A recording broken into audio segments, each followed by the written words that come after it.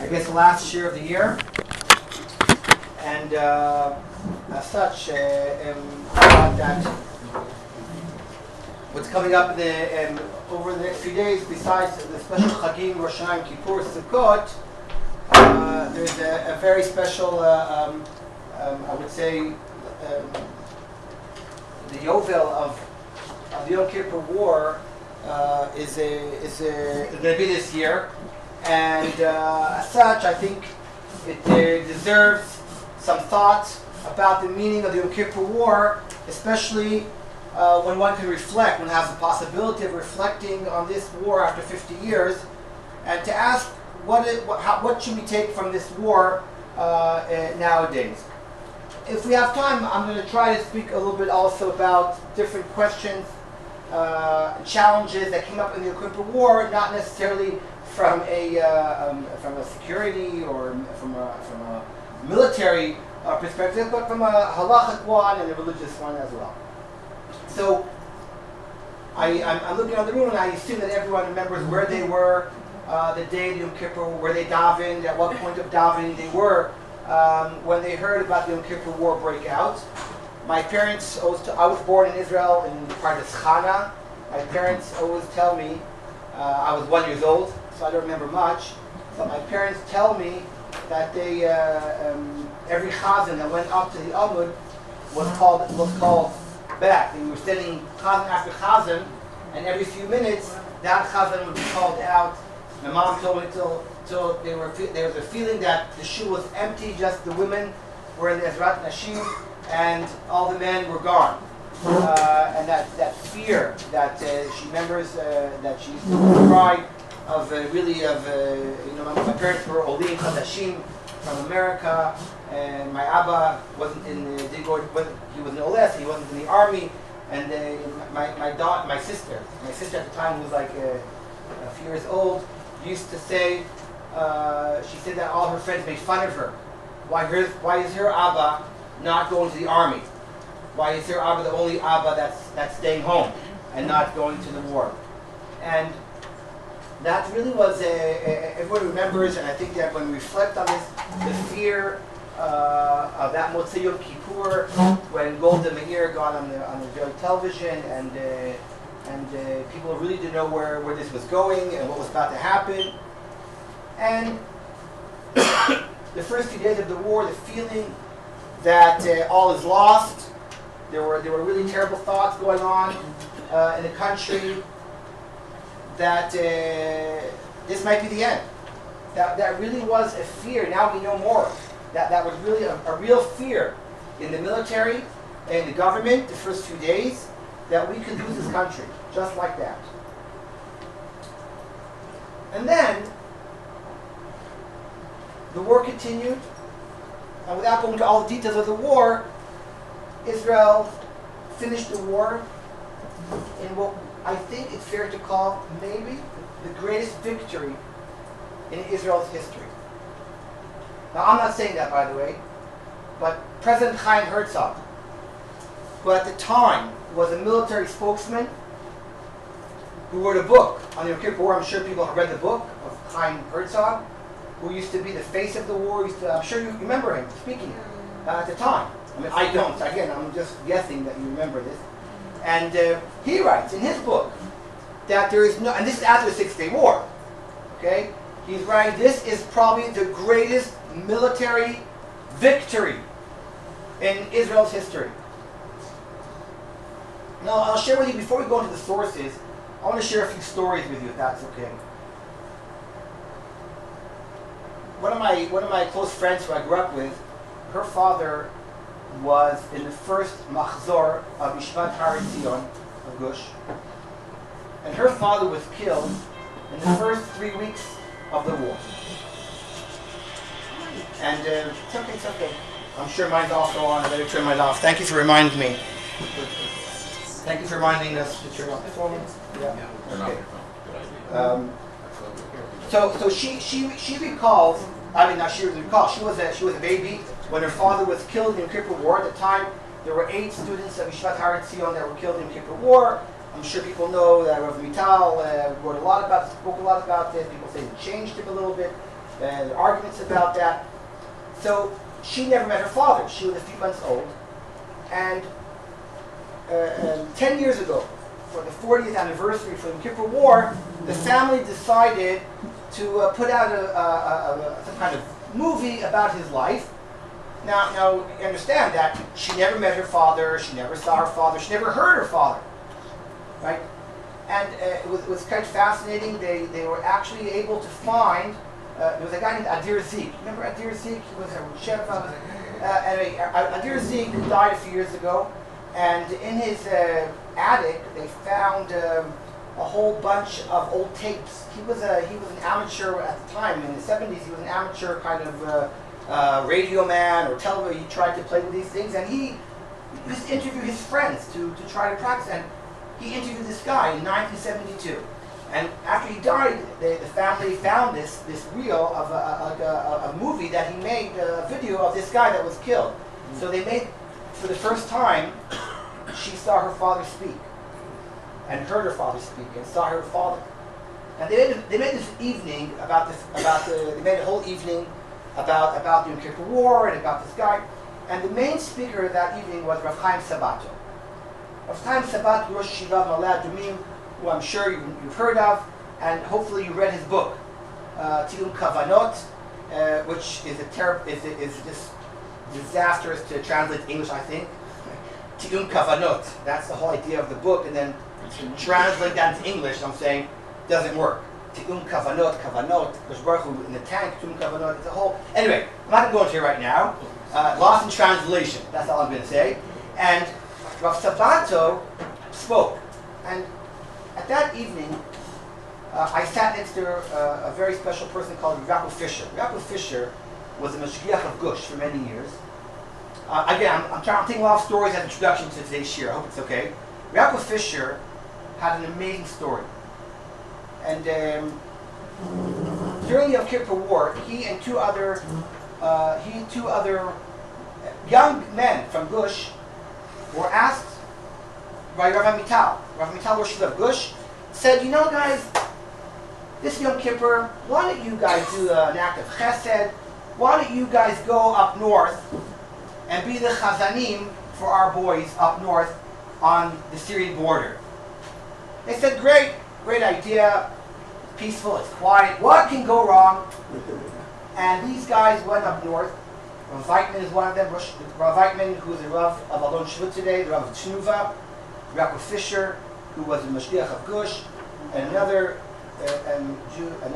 rabbi today called Rabbi Yitzchak. Anyway, the three of them went up north. They took the car. He took his father's car, Rav Weitman, who is still there somewhere. And they went there and they joined the army soldiers that were stationed beyond the border when they were in Syrian territory. And they have stories. I mean, I heard the stories from them. I can just tell you stories that they told me about their experiences, about the chazanim of the Yom Kippur War. They were stranded behind enemy lines. They made their way. Rav Weitman was wearing a white shirt, and he was on Syrian territory, and tanks were going past him. And he got a ride in the Israeli tank, and after 3-4 days, Rav Weitman came back to his house. His parents thought they saw a ghost. They raised that shit for him. They thought he was dead. He walks in the door after 4 days, and he collapses. And his father says, what are you doing? He says, I haven't slept in 4 days. He says, you can't sleep, now there's a war. Go to the... And Rav Weitman said, after 4 days, he went back to the southern front, and he looked for his tank unit, and he was told that his tank unit was destroyed. His whole brigade was destroyed. Amazing story. Anyway.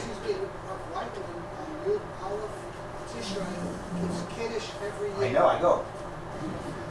He's a good friend of mine. Very close friend of mine. Thank you. So Rav Fisher, going back to Rav Fisher, the other rabbi, I sat next to him at this event. And Rav Sabato speaks about the Yom Kippur War. And he gives over this unbelievable talk about how these yeshiva boys from the Golan, that were in the Golan, he said like this, he said, I don't want to take away from anyone's courage and bravery.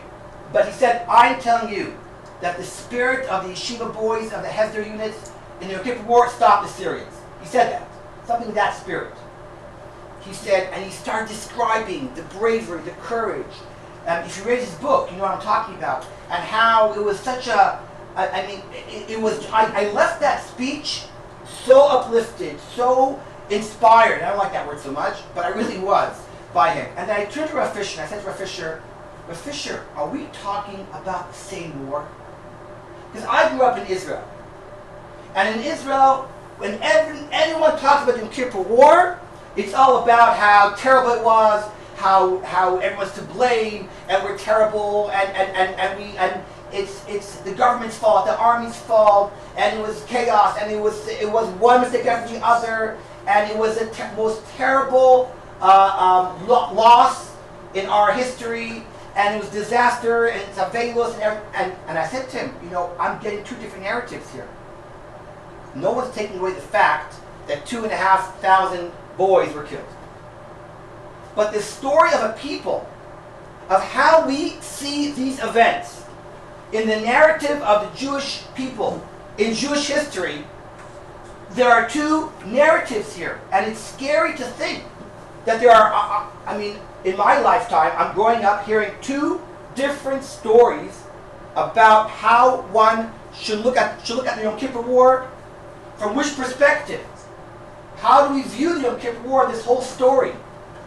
And he said to me, you're right. He said, you're right. There are two different narratives here. And I remember once driving and hearing Avshalom Kor. Avshalom Kor once spoke on Israeli radio and said that he believes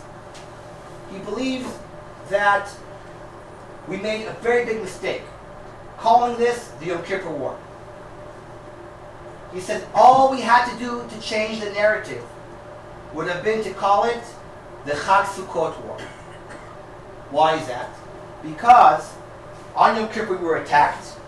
On Yom Kippur we were caught totally surprised, chaos, anarchy, feelings of total that we're about to be defeated, despair. But within a week,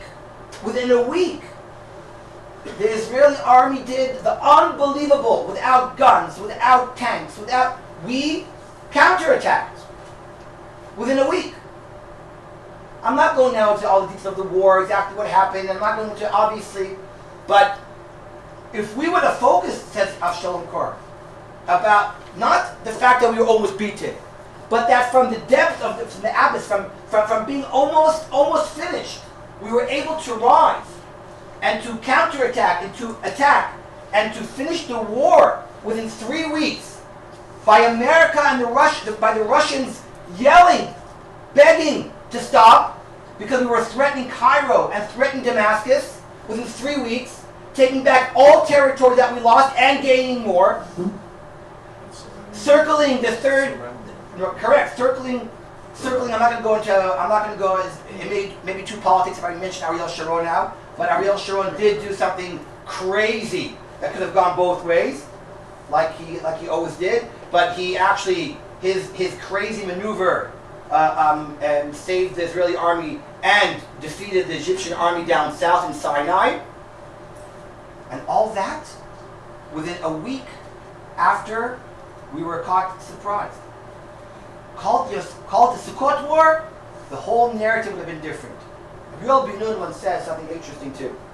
Rabbi Ben Nun once said that he fought in the war, and he said that he heard that in Egypt on October, every year the Egyptians have a parade, a military victory parade every October. It's called the October War there. They don't call it the Yom Kippur War for some reason. They call it the October War. And they have a military victory parade. And he says, how do you explain that? That's almost like, the Germans after World War II would keep on D-Day would have a victory parade. Doesn't make sense. Now, by the way, if anyone doubts what I'm saying right now, when you have time, and go on Google, and Google the Yom Kippur War. What Google does, and when you Google wars, it's very interesting. What they do is they list, they have for every war that they talk about, they show you how many soldiers each army had, how many tanks each army, they compare tanks, planes, and losses. How many planes this army lost, how many planes this army lost, how many ships, how many boats, how many, there's a list. When you look at that list, objectively, don't do any parshanut, you will see that on every level, it wasn't just a victory, it was a total knockout. When you compare the amount of soldiers that were killed on both sides, when you take in planes, tanks destroyed, in every criteria, Israel won this war. So he said, Rabbi Elbinun, he said, so why when Yom Kippur comes in every year, there's really media, there's really radio, everyone is still in a shock and talks about the war in such despair. And he said, during the victory. So he said he called an Egyptian guy that he had a connection to, some Egyptian reporter, and he said to him, "Are you nuts? You guys are doing a victory parade on the October War. We beat you guys." So this is what the guy answered. He said, "You're 100% right. From all the criteria of a war, you guys beat us. And we also thought that you beat us. But then we listened to the Israeli radio. And we heard that you guys were saying that we defeated you, that we won. And you were talking about such a defeat. So if you feel defeated, we must have won." Right? And there's something very, very interesting here. Now, I'm not here to change the narrative, because that's a little bit above my ability. But I do think, and I don't know where this is going in a historical perspective, but I think that it would be quite amazing if we could somehow educate our country, our people, our nation, to see the perspective, in a historical perspective, this war. And I'll say even more than that. And I dare to say this, and it's not my idea. If it would, I wouldn't dare to say it. I would dare to say that there is room to say Hallel for the Yom Kippur War. And if not, I heard this, that some great rabbi said, if not for the fact that we say Hallel anyway over Sukkot, it could be that there would have been room to establish a special Hallel for the victory of the Yom Kippur War. In fact, you all know that there's a whole debate about Hallel Yom Ha'atzmaut. Should you say with a bracha, without a bracha? Thank God for Jews. We love to argue about everything. We can't even say Hallel normally. We have to argue. But today, it's very interesting. I would say that people sitting in this room, I assume, probably by this point of their life, go to shuls that say Hallel with a bracha, I assume, during the day, which, by the way, was not the simple psak of most rabbis till Rav Goren, when he was chief rabbi, pushed this. Rav Goren was the only chief rabbi, to my knowledge, that said, say Hallel with a bracha. All the others said Hallel without a bracha. He was one of the, I'm not sure the only one, but for sure the most, he was the most kind of loud about it, of saying Hallel with bracha. Do you know when he said that? After Yom Kippur War. It was after Yom Kippur War when Rav Goren said, we must say Hallel Yom Ha'atzmaut with the bracha. I think he had a different perspective than some of us. And obviously, the reason for this feeling of despair is for sure, I mean, it's not difficult to understand that there was not a bayit she'en shameit. We're a small country, we're small people. Everyone knew someone who knew someone, if not a son, a brother, a father, a neighbor, an uncle. The fought Yom Kippur War, the feeling of entire classes. There were machzorim. a whole machzor that was destroyed, brigades, units. And they were all killed, by the way, in 2 weeks, meaning 2-3 weeks. The feeling of the stories of, I remember once reading about these two guys. Don't worry, we'll get to some sources too. I'm not going to tell stories. But I remember reading about these two guys who wrote about their experiences. They said they were drafted to the Israeli army in 1972 as 19-year-olds, and they weren't fighters, and they wanted to have like an easy time in the army. They didn't come to work so hard. And they were two frum guys, and they told them, you guys, you'll be part of the rabbinate. They said, great. We're going to have 3 years of vacationing. They said to them, you'll be assigned to the Chevra Kadisha. And they said, fine, no work. This is a few years after the 6-Day War, right? Who's going to start up with the mighty Tzahal? And then they describe what they did.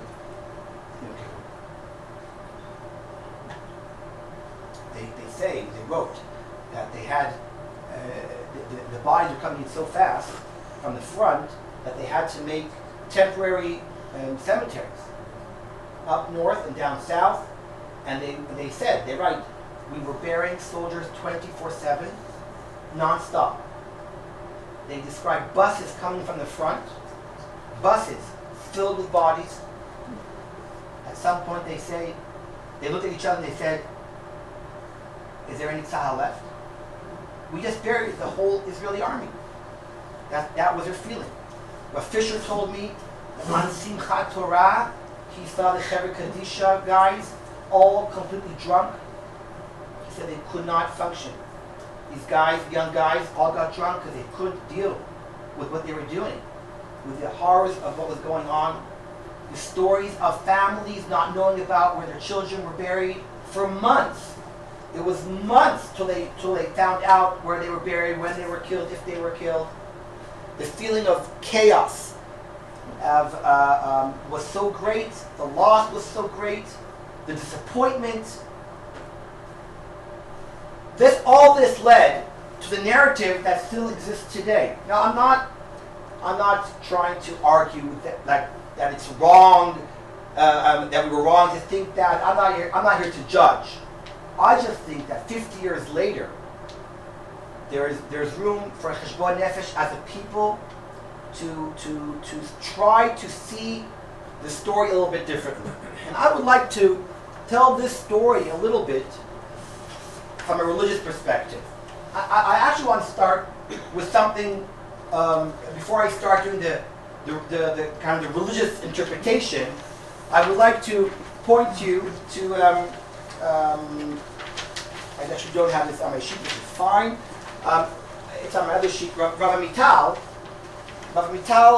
wrote, after the war, they put out a book called Hamalot Ma'amakim. There was talk about putting it out now. I just spoke to my friend in Magid who said that they were thinking about putting it out for 50 years in Kippur War. It's a book of essays that Rabbi Mital delivered from 48, but especially on the Yom Kippur War. And Rabbi Mital talks in this book about what is the right that we have as religious people to, as if, read into historical events. On one hand, who are we to understand HaKadosh Baruch Hu's will in historical events? V'hanei kavshana derachmana lam nilach, says the Gemara. Who are we to try to imagine that we can understand HaKadosh Baruch Hu's cheshbonot and why he does what he does? But on the other hand, when events, especially of such great proportion, happen around us, surely one has to try to relate to HaKadosh Baruch Hu, to try to understand what is happening here, what the message is here. It's a very, I would say, sensitive balance between arguing that you know everything and you can explain everything. You know why the Holocaust happened, and you know why this happened.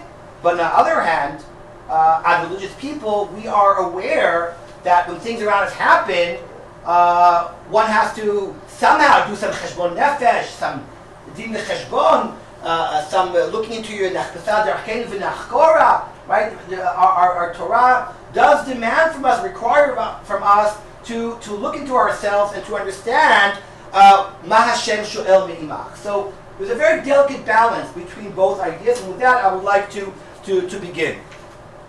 Many people, I'm sure, again, I know that you and that everyone here remembers this much more than I do, but I'm sure that people remember that there was a lot of thought of why is this happening to us? What is the message behind such a catastrophe? And in source number one, I have here a paragraph from Rabbi Norman Lamb, who wrote a paper about this, and he said what I think.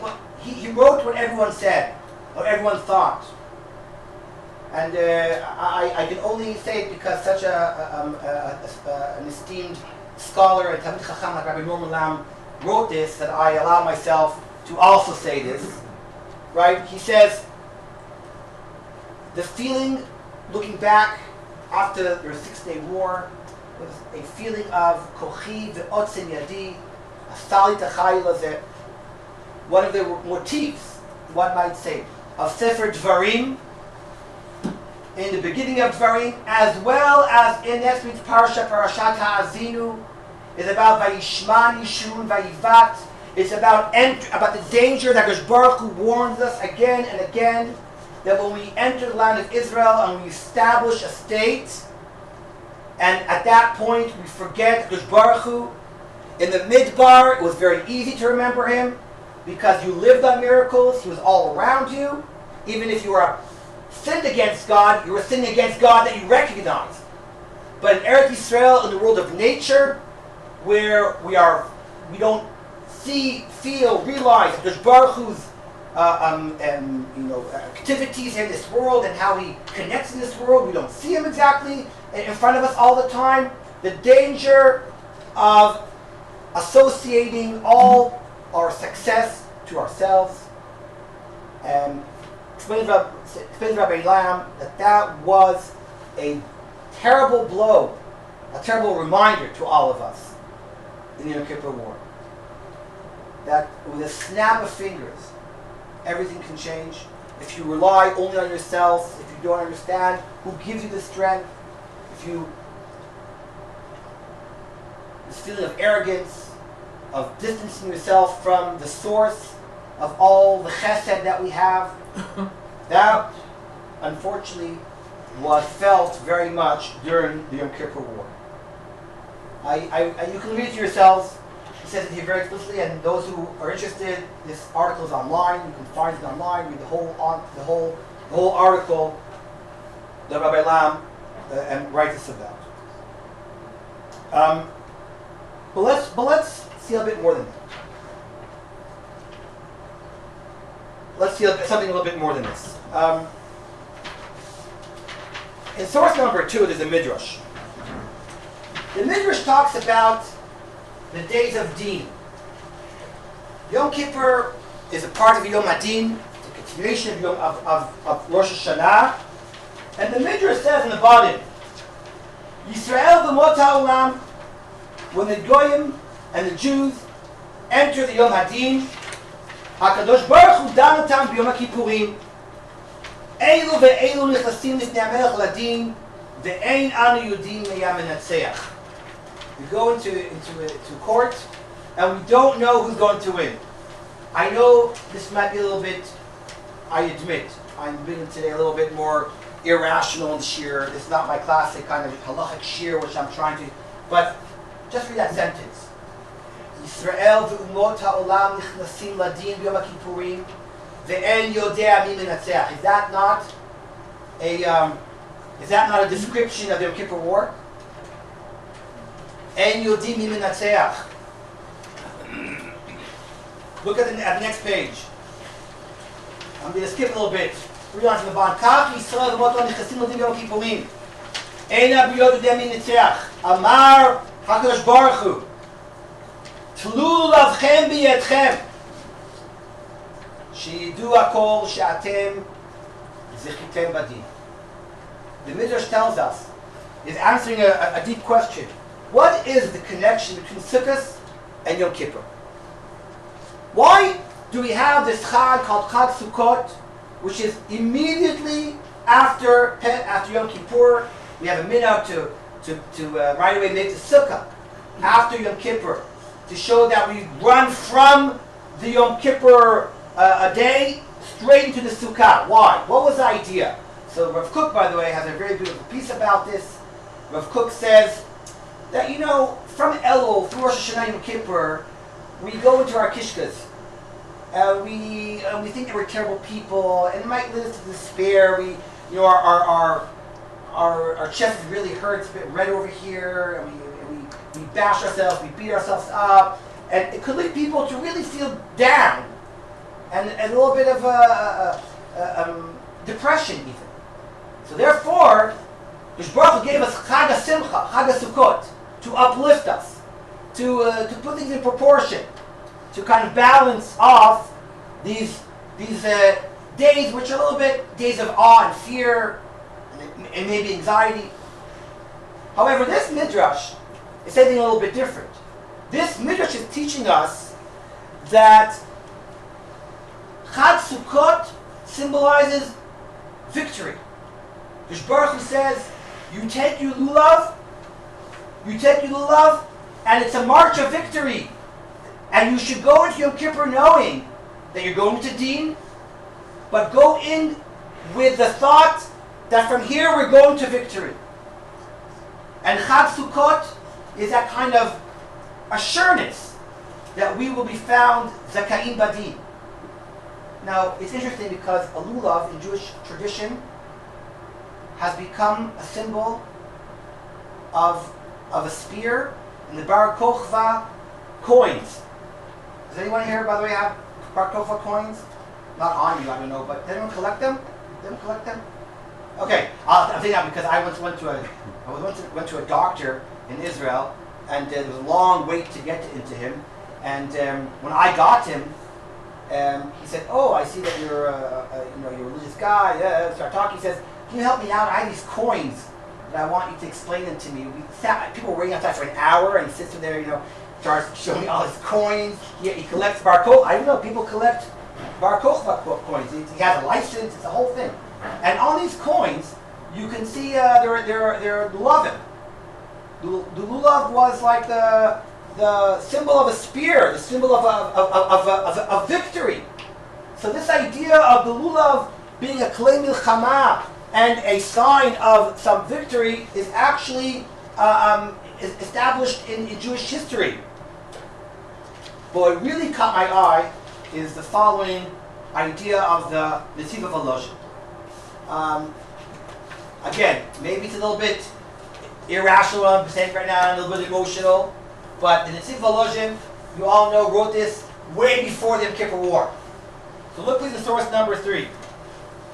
What is the idea of carrying the Arba Minim? Says the Netziv, Likichat Arba Minim Ba'im Lehorot Lanu She'anu Kmo Shavim Min HaMilchama V'Nitzachnu. The Arba Minim is a symbol that we are coming back from war and we are victorious. Ve'haya minhag latzet belulavim. This idea, as I just said, there was a minhag to go out with lulav. V'hayu mina'anim dichti b'shmuel v'olachat Aaron v'imei David l'simcha. Ukvar ukudamina b'midrash Rabbah Perek Dal ukvar mitba'el. We already explained this in Perek Tezayin Pasuk Kaftet. Shemerumaz b'mikra. There's a hint in the Chumash. The Yom HaKippurim Sha'at Milchama Shel Klal HaUma Im Sarim Allah. Yom Kippur is a day of war. Im Sarim Allah. Uve Sukkot Anu Dumim Le'am Nivra Yahalel Ya Behalel HaAtzalazo. And Sukkot, as we just explained in the Midrash Testament Davar, is our day of victory. The day we say Hallel, and we take our lulav and we march with our klei milchama, with our spears, in a march of victory, because we are assured that we are victorious. והנה דרך שווה מלחמה בשמחה הולכים בו עליהם, כמות שבעת שהולכים למלחמה ועומדים בשדה. ורצה הקדוש ברוך הוא להעירנו על ידיעה זו, וציוונו לשב בסוכה. Why are we sitting in the sukkah? Why are we sitting in the sukkah? Says in the Netziv, כמו שהיינו בצאת ישראל ממצרים, שהיינו כולכי חיל חמושים ומוזלעים למלחמה. He says, the army sits in the sukkah. And when we left Egypt, we were getting ready for war. כך עלינו לעשות לעולם אחר יום הכיפורים שהיינו נלחמים וניצחנו. It's a sign of victory of the. Now, where do you get this idea from? Why is sukkah a sign of going to war? Very strange, right? So please look at source number 4. One of the Rishonim, the Rokeach, in the Ilchot Sukkah has an amazing idea, which is very unusual. Why we sit in a sukkah at this time of the year? What's the idea? Now you all know that Sukkot is an exceptional holiday. And what's exceptional about it? It's the only Jewish holiday that be'emet, nothing historical happened that day. Right? Rosh Hashanah, perhaps what happened was the world was created. Maybe. Right? The Gemara argues about that, but there's at least one good opinion that we are celebrating creation of the world. Yom Kippur, the Torah doesn't tell us why we keep it, but our rabbis tell us that Moshe came down with the Luchot, and God forgave us, a day of forgiveness. Shavuot, we don't know why we celebrate Shavuot, the Torah doesn't tell us.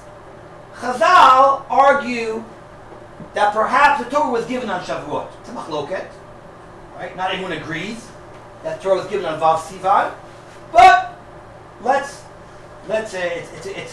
not break too many myths right now. But the Torah was given probably, according to Chazal, on Vav Sivan. Well, maybe it's not, right? Vav Sivan. But what happened on Sukkot? No event. No Jewish event happened. The Gra, by the way, the Gra, being the Gra, proves from all his midrashim that no one ever knows besides the Gra, right? The Gra proves that the tzivui for building the Mishkan was given on Tetvav Tishrei, which the Mishkan being the Sukkah being the Mishkan, right? That's the Gra. But historically, it's almost, there's nothing. So why do we sit in the Sukkah this time of the year? Sorry? What about Hanani HaKavod? Hanani HaKavod is all year round. Yeah. Right? You could sit in Purim, we lived there for 39 years in the HaKavod, right? So the Rokeach says like this. The Torah says,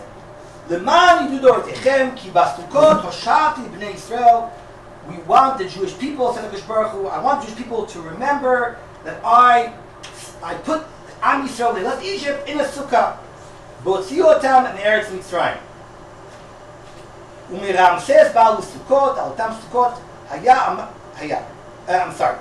Amar Blezer, Sukkot mamash haya, Rabbi Kippur and Kavod. It's a famous machloket. Are we sitting in a sukkah that was real, meaning did Bnei Israel actually sit in huts in the midbar? Or they sat in clouds, Anei Kavod. By the way, there's a big nafkamina. Nafkamina is what you have to have kavanah for. The night of Sukkot, when you eat your challah in the sukkah, so the Rishonim say that you really have to know what to have kavanah for. Sukkot mamash or Sukkot Anei Kavod. That's another discussion, not for now. Says the Rokeach. V'chen pirshu ki b'Sukkot hashati. Now, v'yesh mefarshim. This is really where I'm starting. The third line, the last two words. V'yesh mefarshim k'shetzaru al eretz ha'emuri shel Sichon ve'og ve'al krachim shebe'eretz Kenan az yashvu Yisrael b'Sukkot. This amazing chiddush. We all think that the Sukkot that we were sitting in were the Sukkot that Bnei Yisrael sat in the day after they left Egypt. No, this page says. This is referring to the Sukkot at the end of the 40 years. As they were about to enter Eretz Yisrael, At that point, the Jews, the Bnei Israel in the Midbar, were at the entrance of Eretz Israel, standing in the Sukkah. They were about to attack Sichon ve'Og. כמו שכתוב, ואהרון ישראל ויהודה יושבים בסוכות. כי בשדה היה משכך עליהם עד שכבשו רבת בני עמון. כך ישראל עד שכבשו ארץ כנען. זהו כי בסוכות הושעת בני ישראל כשצרים את האומות. When Bnei Israel were laying down a siege on the nations outside of Israel, Yarden, because Baruch Hu put them in a sukkah. It was an army. It was basically an army thing. It was an army base. We would use tents today. Because Baruch Hu said, I stationed them in Sukkot for this war. וכל זמן שלא כבשו וחילקו קורא יציאת מצרים. He says, יציאת מצרים, he asked a question. Yetziat Mitzrayim was 39 years ago. No! He says, until they enter the land, it still is called Yetziat Mitzrayim. Right? Kol zman shelo kavshu is still Yetziat Mitzrayim. כמו שכתוב אשר היכה משה ובני ישראל בצאתם ממצרים והיא שנת 40. We're talking about the 40th year. The Sukkot that we are referring to is it's amazing Chiddush, right? You can argue with it, and there are other Perushim, but he says that Sukkot that we sit in today is the Sukkot that we sat in the 40th year as we're about to enter Israel. זהו למען ידעו דורותיכם כי בסוכות שלא יחשבו מאבותינו אברהם יצחק ויעקב אנחנו יושבים בארץ אלא ידעו שיצאו ממצרים וצרו על הערים ונתנם ביד ישראל. He said the Sukkot that we are sitting in today are the Sukkot from which we went into battle, into war, to conquer Eretz Israel. So again, the association of Chag Sukkot with a war of victory continues in the Rokech. I think that's where the Emek Davar got this idea that the battle, as if Bashamayim of Am Yisrael begins in Yom Kippur, but the victory is on Sukkot. Yes. So he's saying that the psukim in the Torah, where it says Basukot Teshvu Shivat Yamim, that those psukim which we see in whatever sefer, probably in Vayikra and Bamidbar, all the parshiot that deal with the Chagim, it's all referring. That's what he's saying. To this. Yeah. Even though those psukim came. So now we're going to check this psukim and see really where it says what. Okay? I agree this is a very big chidush. It's a very big chidush. But again, it connects. Now if this is really true, so what's the message then? What's the message? We're getting closer to the message of Chag Sukkot from this perspective. For this, I think we have to add this famous Rashbam, source number 5. This Rashbam, I think, became a very, very famous Perush that tries to explain really what is Chag Sukkot for all generations. The Rashbam explains a little bit differently than we explain now, but I think we can attach it, we can connect it to what we're saying. The Rashbam explains what is the idea really of sitting in a sukkah, and why at this time of the year. The Rashbam explains Sukkot only makes sense in Eretz Israel. We know that. There is no sense in keeping Sukkot outside of Israel. It just doesn't make any sense. I remember when we were on Shlichut in England, I love Chag Sukkot. It's my favorite Chag. I love it. I really do. I grew up sitting in the sukkah with my father, and I just my Abba, alav shalom. We used to move everything to the sukkah. We used to have we had my father's books and table and chairs and everything, and lived there for the week. Right? I'm sure many people do that. And my parents had this little television, a black and white television that they made Aliyah with in 1971. It still works, I think. In 1971, there was nothing to see, but talking about my mom, my father, and mother told me that Motzei Yom Kippur, right? My father was a Rebbe in Midrashat Noam in Paris Chana. All the other rabbis were a bit Haredi. He was the only one with Kippah Sruga. And when at Motzei Yom Kippur, everyone came to their house to watch the news on this small little television. It's like so tiny. And my father said, but he turned to one of the guys there and said, but you told me once, quietly, that you own a television. Why are you coming to me? He said, well, no one knows that I have. If I don't come to you, they'll ask, why are you not coming to you? Right? So my parents had this, we used to take that little television into the sukkah.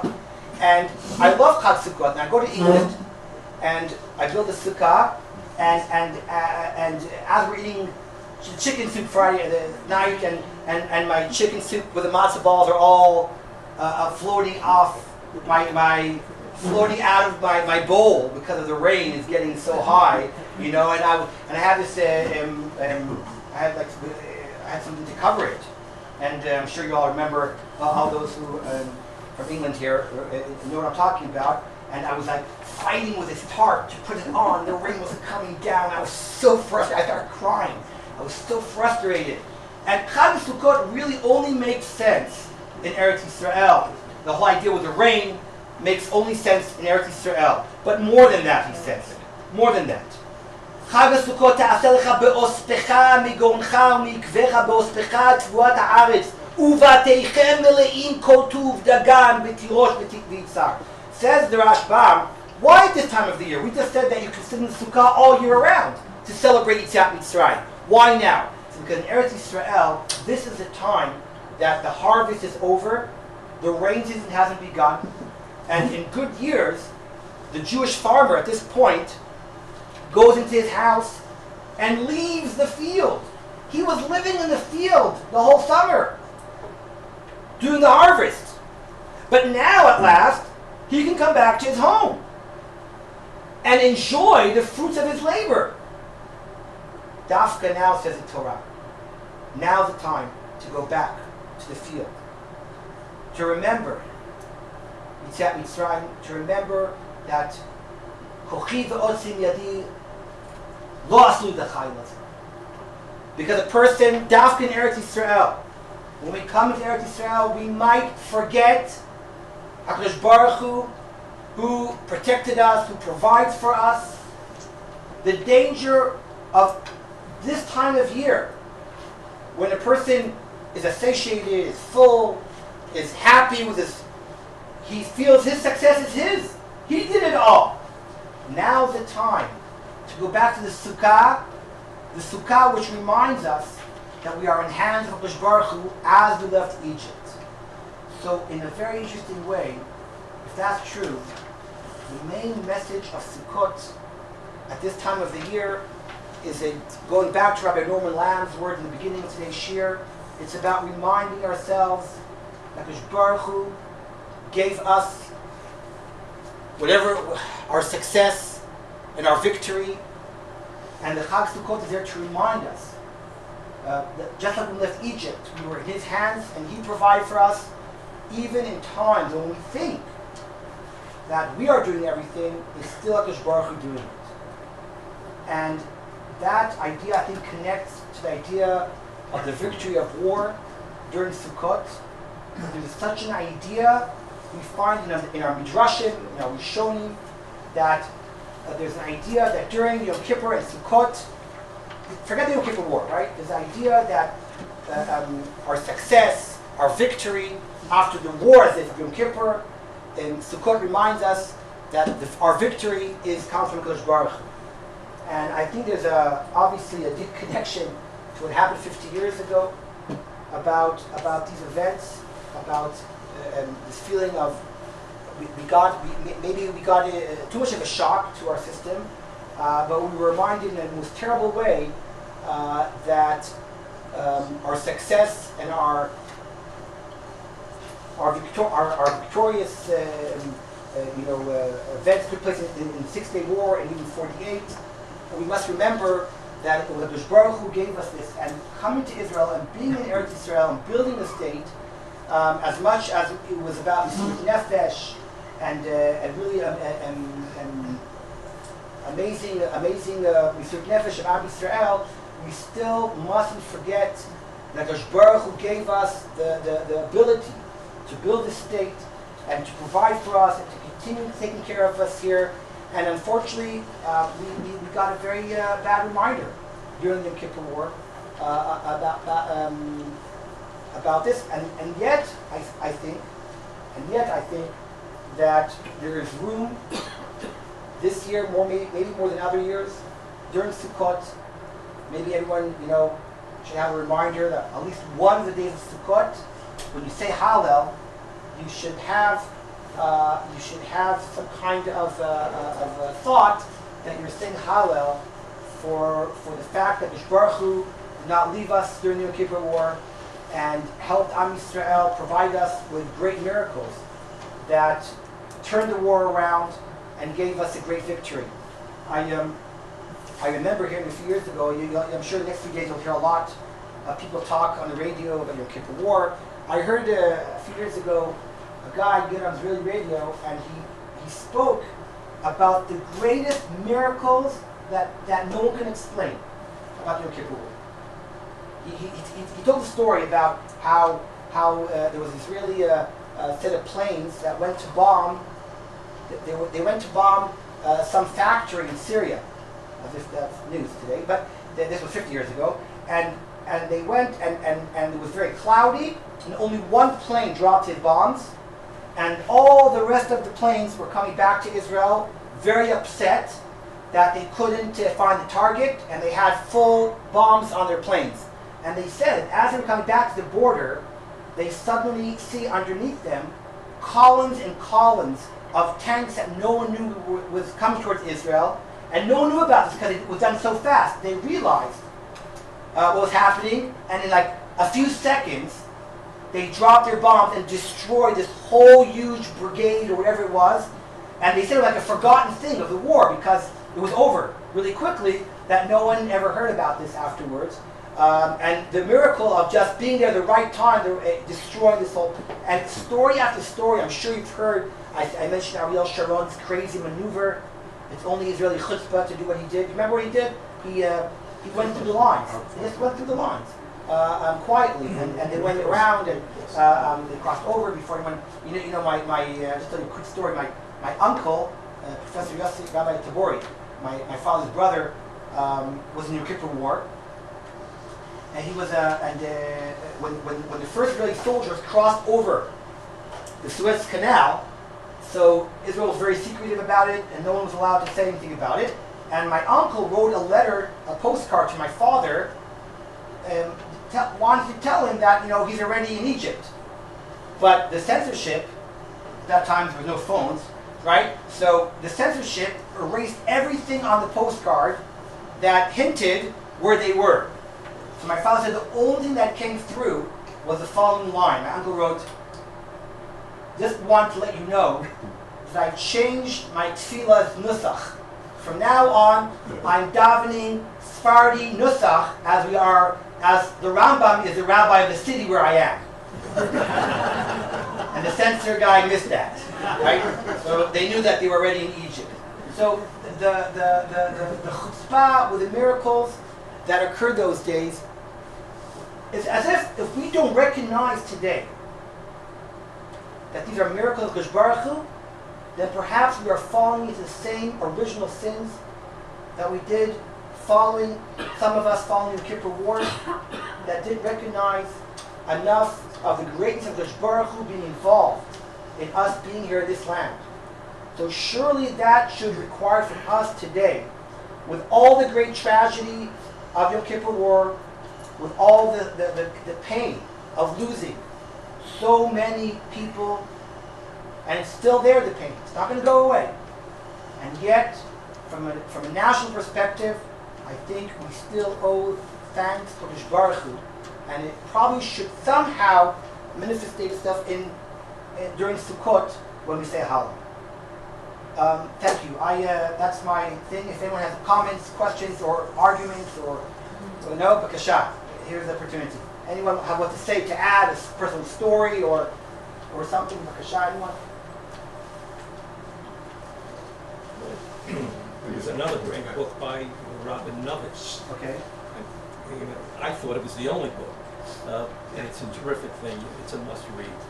About what? About Yom Kippur. I'm sorry?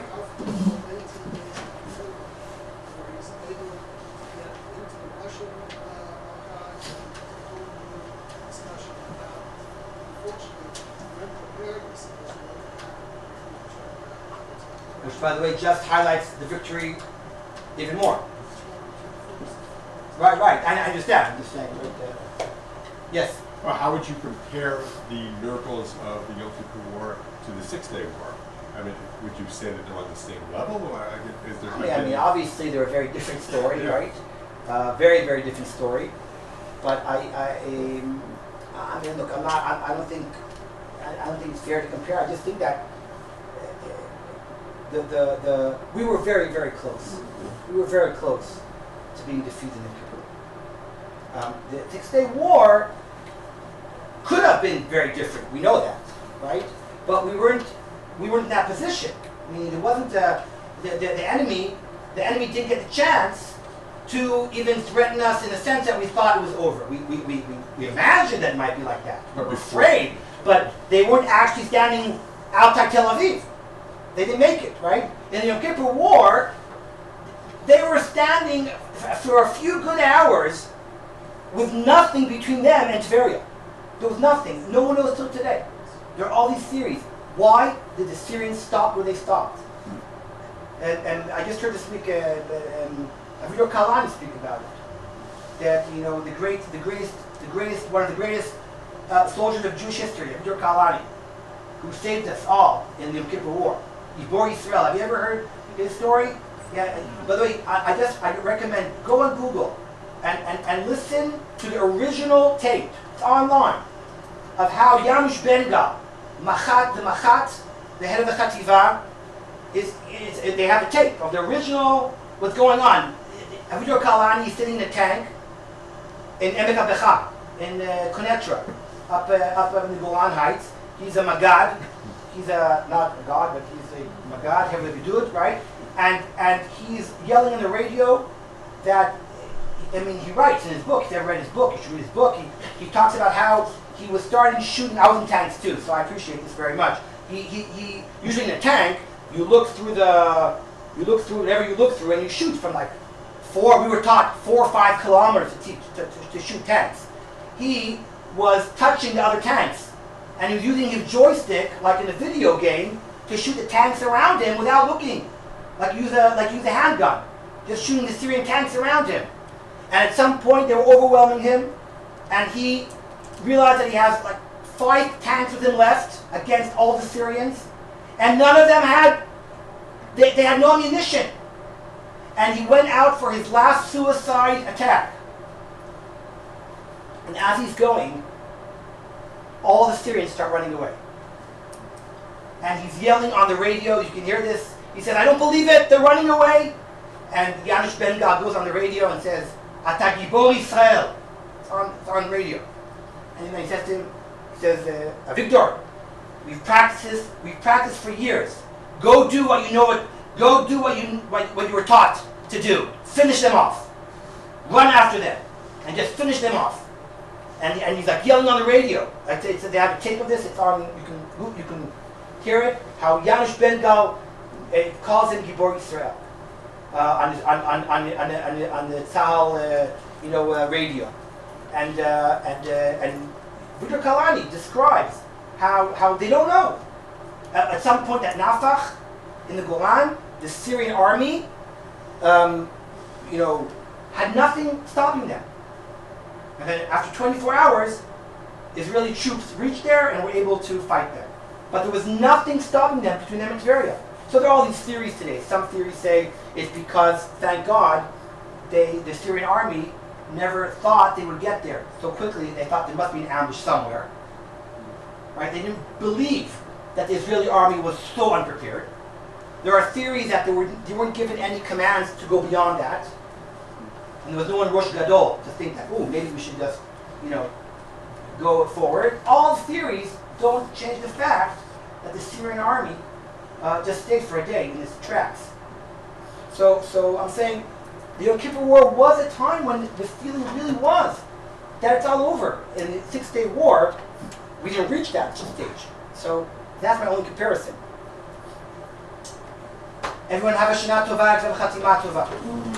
Everybody, Rav Stav should be here, I don't know if exactly when, but. Rabbi, I'm sorry I didn't recognize you, but I was in this Natty Health. Oh, My of course, father. of course. I'm very But anyway, grateful. and of course you're. I'm having your grandson for dinner on Rosh Hashanah. I'm having your grandson. Ned? Nam's coming for Rosh Hashanah dinner.